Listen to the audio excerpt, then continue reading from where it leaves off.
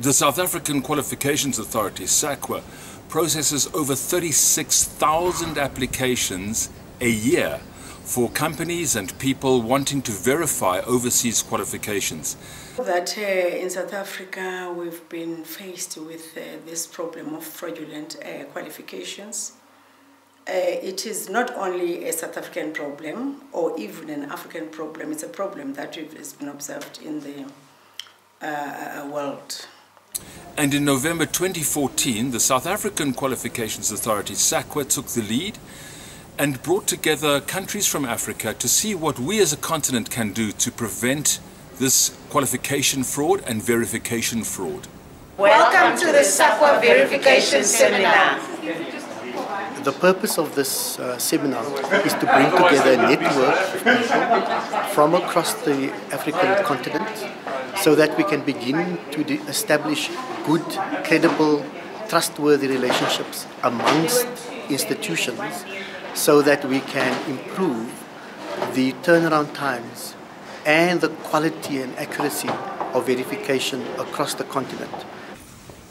And also to find a mechanism that will ensure that we are able to verify these matters almost immediately. We've waited up to like 2.5 years sometimes to get feedback. If we have an Africa-wide database, in the US you have the clearinghouse. They say in practically minutes you can verify a qualification. I studied in the States, when I joined SAQA, they had to verify my master's and doctoral qualifications, and they did it literally in minutes. So on the misrepresentation of qualifications, it is a global phenomenon. It's not uniquely African or South African. Was of the Minister of Education in Germany, who had falsified her qualifications 2 years ago. Remember that when we look at qualification types of fraud, we're not only looking at employment, we're looking at increases, we're looking at asking for or applying for better positions, we're looking at opening of bank accounts, getting credit at cheaper rates, interest rates. We're looking at so much more than just what people usually think. They defraud because, or they create these forgeries to get employment. And then of course I think just the value system as an African continent.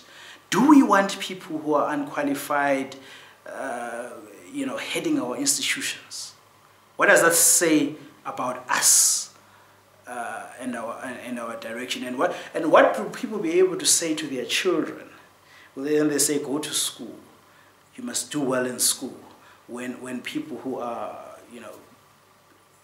very unsuitably qualified, people who lie and cheat and so forth, are the ones who are actually ruling the roost. It is the German Defense Minister, Mr.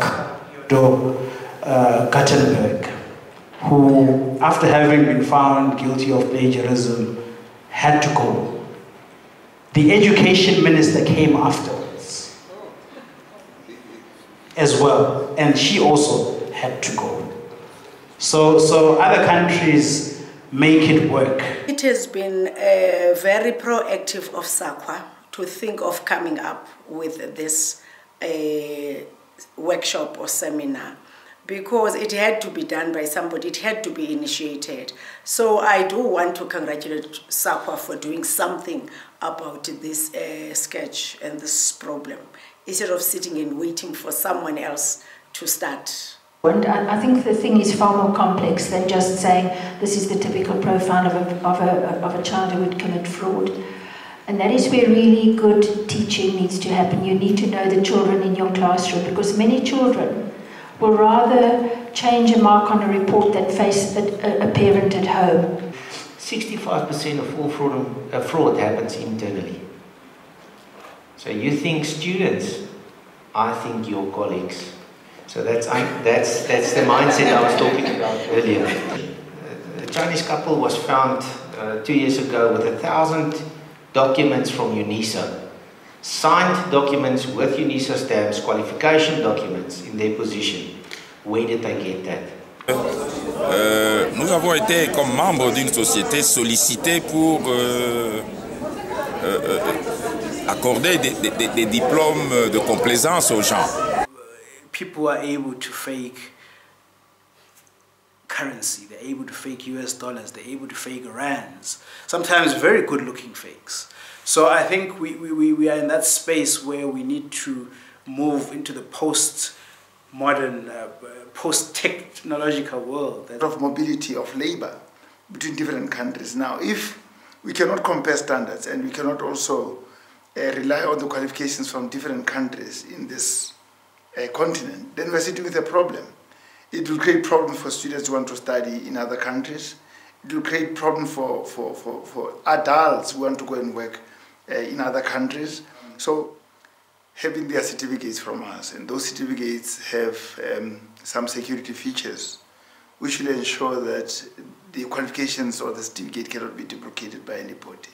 I think a number of things that might prevent this from happening is that people are overwhelmed. You come to a 2-day seminar, you arrive back on Wednesday, and there's a pile of stuff on your desk. So how do you deal with that? It is a big task, but I think it is something that's achievable. Rome was definitely not built in a day. So there is going to be a need for more communication. There's going to be a need for more seminars such as this one. But I hope we've created an awareness more than anything that there is a need, and we've created an awareness to the public as well, so they can push for this and support SAQA in getting this verification process established. So yeah. But if we don't have champions for this come from the political space, this initiative is not going to go forward. If you look at the previous SADC portal that they spoke about, quite significant accomplishments that were stalled because it became a political debate about who owns it, which country takes the lead, is South Africa, now speaking for other countries. So the political debates are very important. And we will be assisting our economies in the countries to grow. We'll also increase the cooperation between different countries, and we'll be able to take Africa forward so that it can fly. This is Erich Vigi from Pepper Press reporting from the SAQA Verification Conference in Pretoria.